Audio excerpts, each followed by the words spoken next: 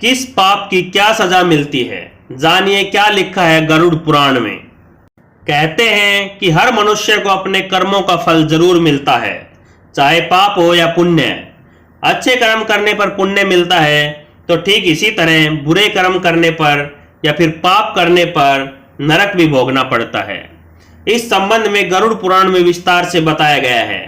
इसमें यह भी बताया गया है कि बुरे कर्म करने पर व्यक्ति को मृत्यु के बाद कौन सी सजा मिलती है और कौन सा नरक भोगना पड़ता है।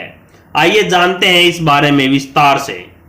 जो लोग दूसरों के पैसे लूटते हैं या फिर दूसरों का धन हड़पते हैं, उन्हें महापापी माना जाता है। मान्यता है कि ऐसे लोगों की मृत्यु के बाद यमदूत रस्सी से बांधकर उनको नरक में ले जाते हैं और इतना मारते हैं कि वे पिटते पिटते बेहोश हो जाते हैं और फिर होश में आने पर उन्हें फिर मारा जाता है। जो लोग बुजुर्गों का अपमान करते हैं, वे कभी सुखी नहीं रहते हैं। उनको अपने किए की सजा इस जन्म में ही मिल जाती है, वहीं मरने के बाद भी उन्हें नरक भोगना पड़ता है। गरुड़ पुराण में बताया गया है कि जो लोग बुजुर्गों का अपमान करते हैं, उन्हें नीचा दिखाते हैं या फिर उन्हें सताते हैं, तो ऐसे पापियों को नरक में आग में झोंक दिया जाता है और ऐसा तब तक किया जाता है जब तक उनकी खाल शरीर से अलग न हो जाए। ऐसे लोग जो अपने स्वार्थ के लिए निर्दोष जीवों को मार डालते हैं, उनके लिए भी नरक भोगना तय है।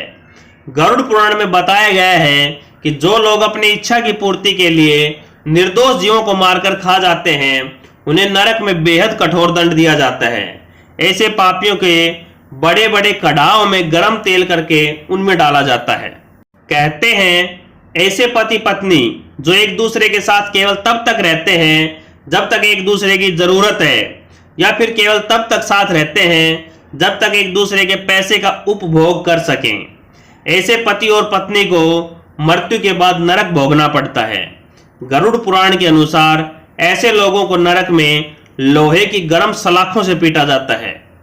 शास्त्रों में बताया गया है कि गुरु हमें अच्छे और बुरे का ज्ञान देते हैं, इसलिए गुरु को पिता समान माना गया है और गुरु की पत्नी को माता का दर्जा दिया गया है। गुरु की पत्नी के बारे में बुरा सोचने वाले महापापी कहलाते हैं। ऐसे लोगों को मरने के बाद जयंती नामक नरक भोगना पड़ता है। वहीं जो लोग दूसरे के पति या फिर पत्नी पर गलत नजर डालते हैं, मरने के बाद नरक में उनके अंगों पर पिघला हुआ लोहा डालकर उनको पीटा जाता है। गरुड़ पुराण में बताई गई धर्म कर्म की बातों में यह भी कहा गया है कि जो लोग जानवरों की बलि चढ़ाने के बाद उनके मांस का सेवन करते हैं, ऐसे लोगों को नरक में लाकर जानवरों के बीच में ही छोड़ दिया जाता है। उसके बाद ये आवारा पशु उस व्यक्ति को नोचकर खा जाते हैं।